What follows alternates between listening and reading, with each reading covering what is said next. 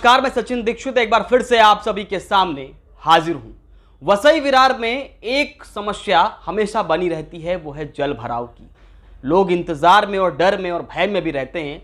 इंतजार इस बात का रहता है कि नाले सफाई की जो बात हर बार कही जाती है महानगर पालिका के द्वारा, क्या उस पर सही ढंग से काम हो रहा है या नहीं हो रहा है, तो कब होगा, इसका इंतजार रहता है।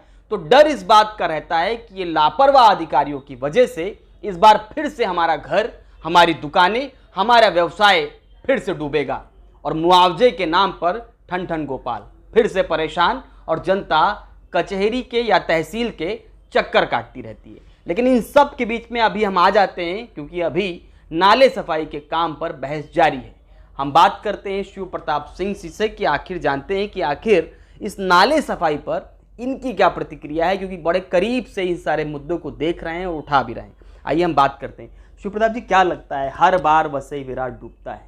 इस बार भी डूबेगा। इस बार भी डूबेगा। कितने दावे हैं? कहा गया है कि इस बार टेंडर निकाल दिया गया है, जमीन पे काम होगा और IIT नीरी द्वारा जो प्रोजेक्ट बनाया गया था, जो सौंपा गया था इनको 12 करोड़ रुपए देने के बाद, उसे इम्प्लीमेंट किया जाएगा। कितना भरोसा है? जमीन पे नहीं, पेपर पे। अच्छा, क्योंकि पेपर पे इसके लिए सब काम दिखाया जाएगा, क्योंकि उस पैसे का हिस्सा बांटा करना है 10 करोड़ रुपए का।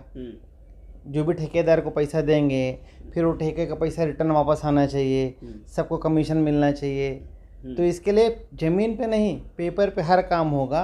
और जैसे 2018 से डूब रही है वसई तालुका, वैसे फिर से डूबेगा। प्रमुख जिम्मेदारी क्या लगता है कि भौगोलिक स्थिति है, इसकी वजह से जिम्मेदार है यहाँ की भौगोलिक स्थिति की वजह से? लोग कहते हैं ये कब्बसी की तरह है, पहाड़ से पानी आता है तो यहीं सेंट्रल पार्क और नाला सोपारा का या चोले रोड तक पानी भर जाता है, गालानगर तक भर जाता है।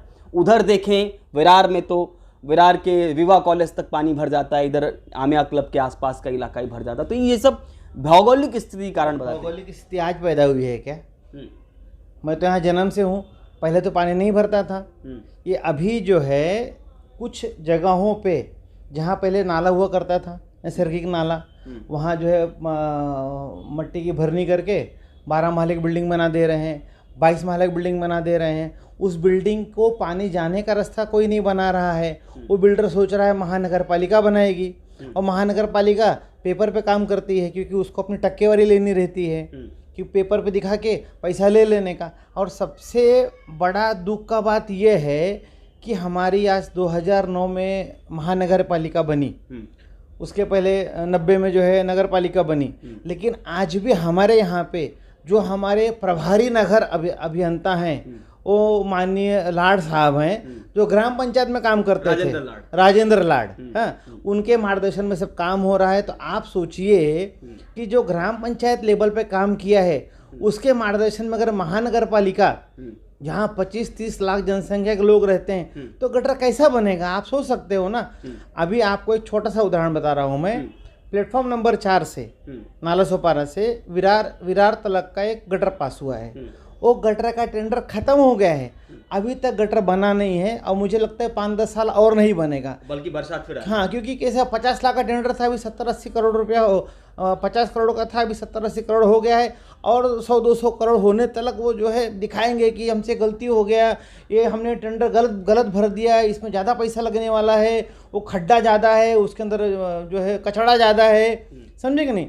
तो इस तरह का जो है लोग का भ्रष्टाचार है ना, मिली जुली सरकार जो खा पी रहे हैं लोग, जो भी आता है बस खाली लूट के चला जाता है वसई विरार का। क्योंकि यहाँ पे ना तो कोई चुना हुआ आमदार है, ना तो कोई खासदार है, तो किसी की यहाँ कमांड है नहीं। चुना हुआ तो है, चुनाव होता है, चुने जाते हैं, लेकिन उनका यहाँ चलता नहीं है ना, अधिकारी उनका सुनते नहीं है। और उनको अगर उनका सुनते नहीं है तो उन्होंने जाके ऊपर शिकायत करनी चाहिए कि अधिकारी सुनता नहीं, इसको बदली करो, किसी दूसरे अधिकारी को लेके आओ।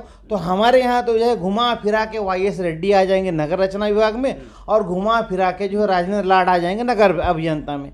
जब कोई परमानेंट नगर अभियंता का ट्रांसफ़र हो जाएगा, जैसे जो है वहाँ पहले क्या माछड़ीवाड़ साहब करके थे, वो उनका रिटायर हो गए, तो प्रभारी अभियंता बन के लाड साहब बैठ गए। तो ये 2 प्यारे अधिकारी हमारे वसई विरार महानगर पालिका के जो है ये पूरी महानगर पालिका डुबा दे रहे हैं। जो लाड साहब हैं, जिनको खाली पेपर पे काम करना है, और एडवांस काम जो होता है उसका पैसा देना है। एडवांस का मतलब ये होता है कि जो काम टेंडर निकलने के पहले कर दिया जाता है। अच्छा। हाँ, जैसे सचिन दीक्षित ने काम कर दिया है, हाँ, लेकिन बाद में टेंडर लग गया शिव प्रताप सिंह को। ऐसा होता है वसई विरार में। आप आरोप और लगा रहे हैं आरोप ऐसे? नहीं, मेरे पास प्रूफ है। और ये सारे एडवांस काम चुनाव के पहले होते हैं, क्योंकि क्या होता है, जो सत्ताधारी पक्ष है हमारे यहाँ का, बहुजन विकास अघाड़ी, उनके लोग जो है जाके नारियल तोड़ देते हैं। जहाँ देखते हैं यहाँ अभी इतना वोट है, वहाँ जाके नारियल तोड़ देंगे, यहाँ गटर बनना चाहिए, लाड़ इधर गटर बनना चाहिए। वो टेंडर वेंडर गया खड्डे में, लाड़ को फोन किया, लाड़ ने गटर बनाना चालू कर दिया। गटर चुनाव चालू रहते ही गटर काम चालू हो जाएगा, बाद में वो गटर गया बाबा जी खड्डे में, वो गटर में नहीं बनने वाला है। लेकिन तब तक इनका सत्ता आ जाती है, चाहे नगर पालिका हो, चाहे विधानसभा हो, चाहे लोकसभा हो। आप तो ये भी कहते हैं लोग डर के मारे काम करते हैं। हाँ, डर के मारे काम करते हैं, मारते हैं ना ये लोग पकड़ के। वो एक साय का एक थे जो है पंकज भूसे, उसको इतना मारा कि बेचारा भाग गया, आज तक आया ही नहीं। जो है इनके एक जन की इलीगल बिल्डिंग तोड़ने चला गया था। तो डर तो है ना, सब डरते हैं भाई, मार को कौन नहीं डरेगा, मार को तो हर कोई डरता है। इसी तौर पे आरोप लगाते रहते हैं हर वक्त कि अधिकारियों को मारा जाता है, यहाँ पर पीटा जाता है, भाग जाता है, ये लगता नहीं गंभीर आरोप? पंकज भूसे को ढूंढ के पूछ लो ना आप। प्रभाग समिति डी के सहायक आयुक्त थे, वहाँ तुलिंज में एक बिल्डिंग तोड़ रहे थे। जो है वो बिल्डिंग तोड़ते के बाद उसी दिन शाम को मार खाए, आज तक लौट के नहीं आए। कहीं ना कहीं महाराष्ट्र में होंगे ना, वो तो एमपीएससी अधिकारी हैं, ढूंढो जाके, उनको पता लगाओ मार खाए थे कि नहीं मार खाए थे। तो ऐसा करते हैं, इस वजह से अधिकारी इनकी बात सुन लेते हैं। हाँ, सुनते, मार को हर कोई डरता है। प्रमुख काम को कर देते हैं, बाकी काम छोड़ देते हैं, ऐसा कह रहे हैं? प्रमुख कौन सा काम करते हैं बताओ ना। आज ना हमारे यहाँ स्कूल है, ना हमारे यहाँ अस्पताल है, ना हमारे यहाँ गटर है। हम तो जो है वो जम्मू कश्मीर के 370 से भी ज़्यादा जो है सेक्शन में दबे हुए हैं। पानी इसीलिए भर जाता है क्योंकि यहाँ के अधिकारी काम नहीं करते। अधिकारी भ्रष्ट हैं, अधिकारी भ्रष्ट हैं, पेपर पे काम करते हैं, प्रैक्टिकली काम नहीं करते हैं। कितना भरोसा है कि अगर यही सब चलता रहा तो आने वाला समय फिर भयंकर होगा? और वसई हाँ, आने वाले समय में फिर जो है, जो ग्राउंड फ्लोर में रहते हैं, जिसके पास पैसा होगा वो कहीं भाड़े चला जाएगा, नहीं तो वो टेरेस पे लोग जो है रहते हैं 10-10, 15-15 दिन। कहीं खिचड़ी दान में आती है तो टेरेस बैठ के खाते हैं। तो आप उनको ये कह रहे हैं कि फिर तैयारी रखो? हाँ, तैयारी सब टेरेस साफ करके रखे हो, फिर से वही रहना है जो है। धन्यवाद। ये थे शिव प्रताप सिंह, और उन्होंने साफ तौर पे कह दिया है कि वसई विरार फिर से डूबेगा। और डूबने के पीछे कारण यहाँ के स्थानीय अधिकारी हैं।